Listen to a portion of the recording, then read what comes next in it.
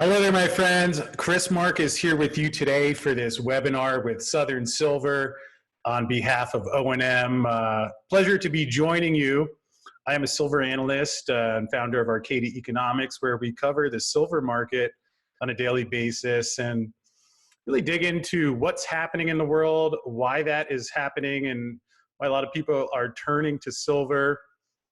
Perhaps a quick note just to put things in context. After getting an MBA from Wharton and working as an equity options trader, running a specialist post on the New York Stock Exchange, started researching gold and silver, found some unusual things out there, which a couple of years later led me to leave the trading floor and do full-time research into gold and silver in particular, because at least as far as I can see, and I would say this includes that I'm fortunate to have the pleasure of hosting a show where I speak with investors from around the globe who seem to uniformly, maybe with the exception of the Wall Street crowd, think that silver is the investment of our generation.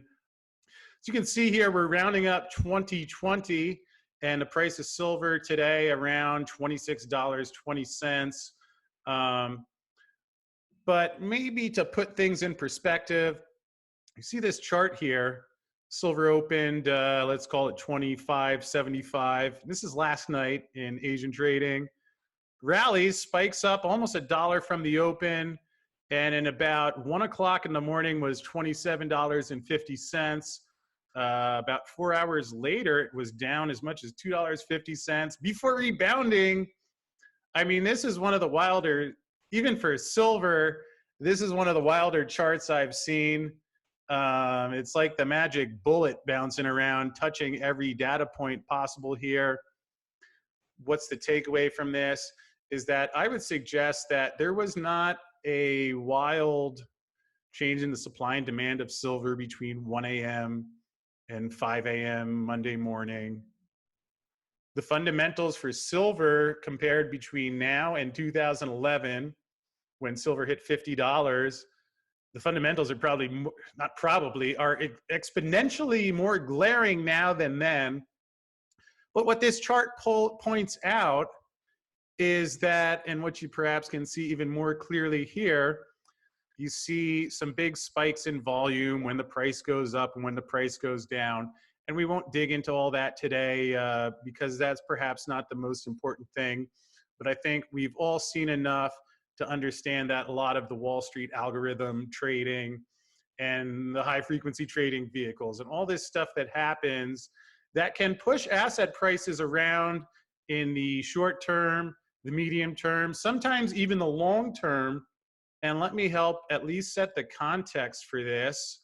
So you can understand why I think that's what's happening in silver, and certainly the silver companies that are running a solid business, I expect to do extremely well. There was another headline on Monday.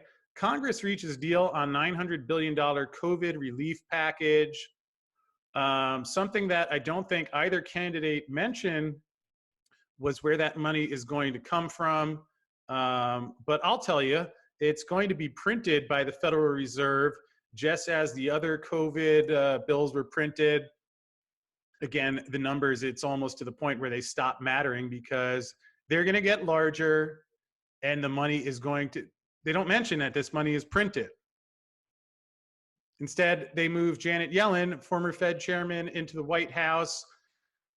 And so while you can have algorithms dominate things in the short term, from a longer term perspective, in the same way those investors from the big silver short were looking at things, I just like to take a step back and think about things like Congress passes 2-day spending bill and bid to avert shutdown amid COVID talks.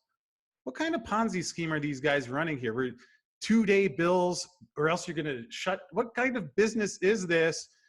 I mean, we used to have a debt ceiling limit, but they just discarded that because they kept hitting it and raising it, which really defeats the entire purpose of the entire thing. And you can see here another question that neither candidate addressed.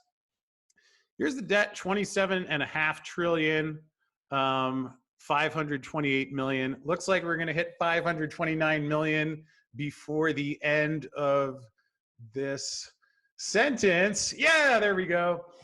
And I might add, to put that in context, keep in mind that you started the country in 1776. Between then and when George Bush Jr. came into office, I mean, we heard about money printing and government waste, but the first 225 years, you had five trillion in debt. Bush doubled that to 10. Obama doubled it to 20, confirming that. And as you can read in some of these articles where they talk about bipartisan deal, the only time these guys ever agree on anything is when it's to spend your money and then print more when they find they run out of people to borrow from. Interesting here, if you look over on the right-hand side, you see the dollar to silver ratio, which you look up in the middle, is defined as basically how much silver is mined this year versus how many dollars are printed. And that's currently at 4,451 per ounce. So a little bit higher than the $26 price you see in the COMEX. And I'm not saying that silver is going to $4,000 tomorrow, but I'm just pointing out the math of how much money is being created versus how much silver is mined. You can see gold here about to cross 34,000 in short time. And also, I would add, these figures are now outdated because you would have to add that 900 billion here, which would make that 28.4 trillion, driving this number even higher. In terms of, if anyone is wondering, is gold or silver price going parabolic? I would say here's the chart of the Fed's balance sheet, close to 900 billion back in the Lehman days, then went up to 3 trillion, and then got parabolic here over the past year. And since they just committed to another 900 billion, we could be over 8 trillion soon enough. I would suggest we long ago passed the point of no return, because for the same reasons that the housing bubble had to implode when the easy credit was taken away, following you had Greenspan lower interest rates to 1% for a year. When they tried to normalize interest rates after that, you got the housing bubble. Now we've had 0% for the better part of 12 years, massive quantitative easing packages, and perhaps the best way to put it in context, here you see, here's the stock market.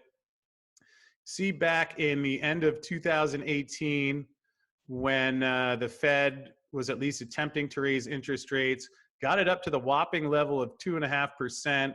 And here you can see, and I'm sure you all remember, end of 2008, the stock market was getting destroyed until Steve Mnuchin had one of his plunge protection meetings. I think it was Christmas or New Year's of 2018. Translation, more money was printed. Here you see the market destroyed from COVID.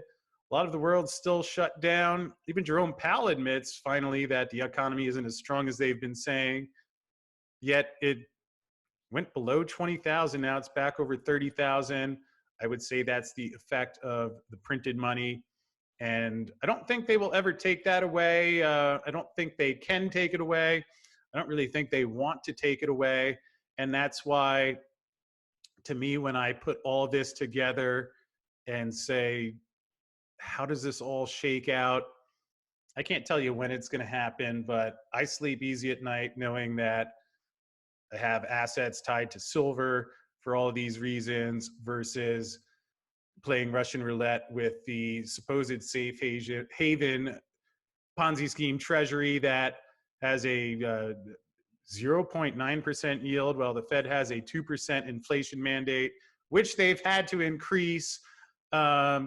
So anyway, these are some of the reasons why I am looking at silver.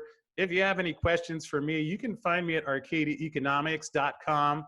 We do have a nightly show on YouTube, which you can catch every night. And for anyone who was wondering, if you'd like a quick, concise explanation of how this all unraveled in the silver market, I also did release a book this year called The Big Silver Short, which you can find on this page here. And for anyone who wants to know what's really going on with silver and what 15 of the world's experts are expecting and how we got to this point, that is The Big Silver Short. So with that said, I am honored to introduce you to Southern Silver. And I do hope you're all getting set for a healthy and happy holiday season. And it's a pleasure to be here today.